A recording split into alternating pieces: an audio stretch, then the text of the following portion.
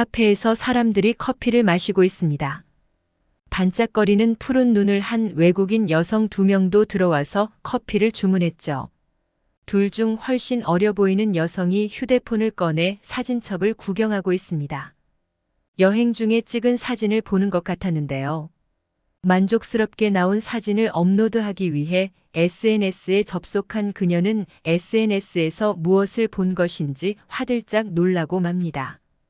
그러더니 같이 온 여성에게 이것 좀 보라며 호들갑을 떨어댔는데요. 다른 여성도 휴대폰 화면을 보고는 눈이 커졌습니다. 도대체 무엇을 보았던 것일까요? 한번 자세히 알아보도록 하겠습니다. 해당 사연은 이탈리아에서 온 이사벨라 씨의 SNS 내용을 바탕으로 재구성된 스토리입니다. 안녕하세요, 한국인 여러분. 저는 이사벨라라고 합니다. 직업은 경호원인데 지금은 한국에 들어와 있어요. 다름이 아니라 제 고용주의 따님인 미카엘라를 보호해야 하기 때문이죠. 미카엘라와는 왜 한국에 와 있냐고요? 미카엘라가 몇 년 전부터 한국에서 오랜 시간 여행하고 싶다고 노래를 부르는 바람에 이렇게 함께 오게 되었습니다. 저는 20대 초반에 경호원 일을 시작했고 20대 중반부터 미카엘라의 집에서 일했습니다. 처음에는 고용주인 비토리오 씨를 경호했지만 저보다 더 신체적 능력이 뛰어난 남성 경호원을 들이게 되었고 저는 미카엘라를 경호하게 됐죠. 비토리오 씨가 마피아는 아니지만 자신을 포함해 가족들에게 경호원을 한 명씩 붙여주더라고요. 비토리오 씨의 집이 정말 부유하기는 합니다. 마피아는 아니지만 마피아와 전혀 무관하지 않은 이유는 돈이 많기 때문일 겁니다. 어쨌든 저는 어릴 때부터 봐온 미카엘라를 경호하기 시작했는데 애가 어려서 그런지 지키는 동시에 키우는 기분이 들더군요. 비토리오 씨의 집에는 경호원이 많은 대신 가정부는 적어서 경호원이 여러 가지 일들을 했습니다. 아이 돌보는 일도 암묵적으로 포함되었던 것 같네요. 정말 유모처럼 하는 건 아니고 자잘한 것들만 케어해주는 정도였습니다.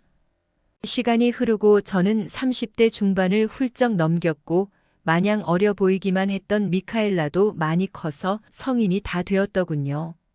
미카엘라는 비토리오 씨의 셋째 딸인데 그 밑으로 동생이 한 명 더 있어요. 미카엘라는 부잣집 아가씨라고 해서 특별하지는 않았습니다.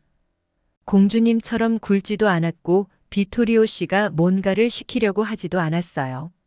그냥 하고 싶은 거 하고 살라고 했죠. 첫째와 둘째는 비토리오 씨를 본받아 야망이 있는 사람들로 자라나서 열심히 살았지만 미카엘라는 그렇지 않았어요. 비토리오 씨와 보낸 시간이 얼마 안 돼서 그럴지도 모릅니다. 미카엘라는 그녀의 어머니나 할머니, 저와 많은 시간을 보냈죠. 요지는 미카엘라는 평범한 고등학생, 대학생 같은 모습이었어요. 평범한 또래들과 비슷한 모습이었고 차림새도 그랬습니다. 캐주얼하게 입는 것을 좋아했죠. 집안 어른들은 좀 더 숙녀답게 입기를 원하는 것 같았지만 결국에는 그녀 마음대로 하게 두었어요.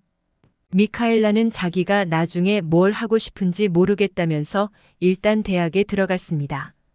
미카엘라가 공부를 잘하는 녀석은 아니어서 명문 대학에 들어갈 수는 없었고 적당한 사립대학에 들어갔어요.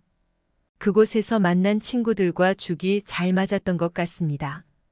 늦게까지 노느라고 제가 단속을 잘해야 했거든요. 아이들 사이에서는 한류라는 것이 유행하더군요. 한국의 문화가 이탈리아까지 진출해 위력을 뽐내고 있었습니다. 그래서 미카엘라는 웬 초록색 트레이닝복 세트를 사서 입고 다니기도 하고 설탕으로 간식을 만들어주겠다며 설탕을 굽기도 했습니다. 결국에는 다 태워버렸지만요.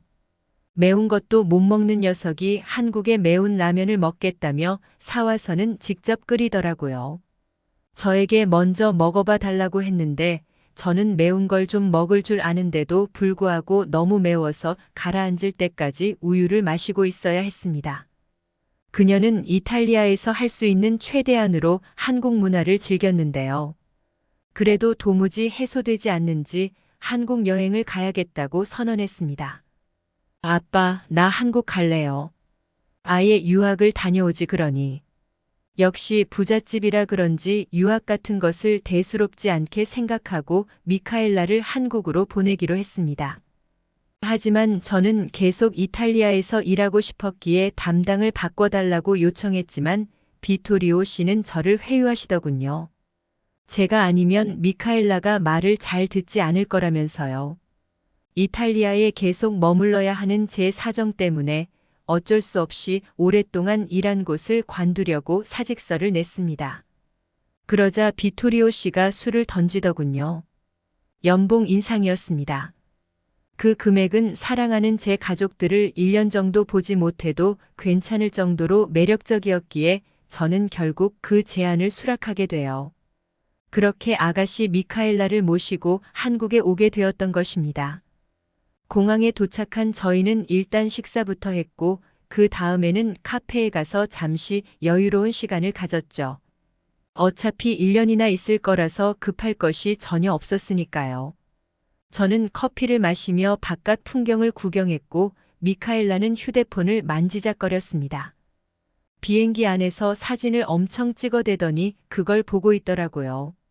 SNS에 업로드할 테니 라이크를 눌러달라고 하더군요. 그래서 알겠다고 했는데 휴대폰을 보고 있던 미카엘라의 눈이 엄청 커지는 겁니다.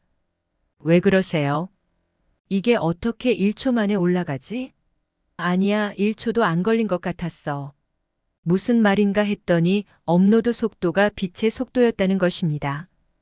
고작 한 장 올린 것이긴 했지만 1초도 안 되는 시간에 올라간 것은 확실히 놀라웠습니다.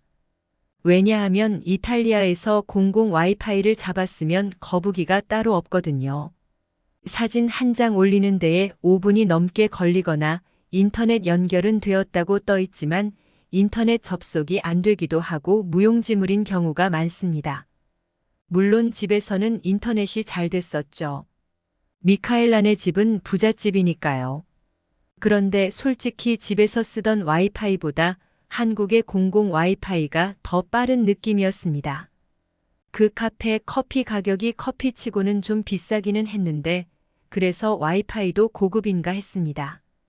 그런데 밖에 나와서도 똑같더라고요. 미카엘라가 지하철을 타보고 싶다고 부득불 우기는 바람에 지하철을 타고 이탈리아에서 미리 계약해둔 집으로 갔는데 지하철 와이파이도 카페 와이파이와 비슷한 수준을 자랑하더군요. 한국이 IT 강국이라는 말은 들었지만 이 정도일 줄이야. 한편 저희는 1년만 있다 갈 것이었기 때문에 집을 살 필요는 없었고 임차를 했습니다. 집을 사는 게 아니라 1년 계약을 하는 것인데도 서울 집값은 정말 비싸더군요. 부자가 아니었더라면 서울에서 살 엄두도 못 냈을 것 같습니다. 솔직히 서울에 있으면서는 오로지 미카엘라만 커버하고 여타 잡다한 일만 하면 되니까 이탈리아에서 일할 때보다 편했습니다. 그런데 연봉은 더 높아졌다니 저에게 완전히 이득인 셈이었죠. 미카엘라는 한국 대학교를 다니면서 많은 친구들을 사귀더라고요. 이탈리아 친구들보다 한국 친구들을 더 좋아하는 눈치였죠. 한국은 늦은 밤에 돌아다녀도 괜찮은 나라여서 정말 늦은 시간까지 놀러 다니더라고요. 새벽 중에 들어오면 일찍 들어와 주셔서 감사하다고 말해야 할 정도였어요. 밤새도록 술 마시며 놀다가 아침에 해 떠서 들어오는 날이 많았거든요. 이 사실을 비토리오 씨가 알았다면 저는 해고당했을지도 모르겠네요. 그런 일을 당하고 싶지도 않고 미카엘라에게 무슨 일이 생기지 않았으면 하는 마음으로 일찍 들어오라고 잔소리도 많이 하고 데리러 가기도 했으나 자기한테 간섭하지 말라고 하더라고요. 그래서 이 문제로 조금 다투기도 했습니다. 귀가 시간에 터치하지 않는 대신 연락을 꾸준히 잘하는 것으로 타협을 봤었죠. 그리고 한국 생활을 하면서 정말 놀랐던 건 전자상거래가 엄청나게 활성화되어 있다는 점이었어요. 이탈리아는 보수적인 나라라서 아직도 오프라인 거래가 더 익숙하거든요. 그래서 필요한 물건이 있을 때는 마트나 백화점으로 갔었죠. 한국 생활을 시작했을 때도 처음에는 그렇게 했습니다. 그런데 어느 날 미카엘라가 앞으로는 그럴 필요 없다고 하는 겁니다. 친구들한테서 배워왔다며 앞으로는 인터넷으로 전부 주문하라더군요. 미카엘라가 알려준 대로 어플을 하나 깔았을 뿐인데 신세계가 펼쳐졌습니다. 클릭 몇 번이면 싸고 질 좋은 상품을 한 번에 대량으로 살 수 있는데 심지어 다음 날에 바로 도착하는 게 아니겠어요? 어떻게 이런 나라가 존재할 수 있는 거죠? 택배 도착 예정인 날에는 집에서 기다렸습니다. 도둑 맞을 수 있으니까 제가 직접 받아놓고 외출을 했죠. 그런데 외출하면서 보니까 다른 집은 문 앞에 택배를 그냥 놔두더라고요.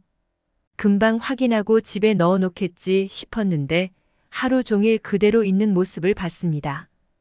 그걸 그냥 놔둔 택배 주인도 신기했지만 더 신기한 건 그걸 아무도 안 가져간다는 것이었습니다.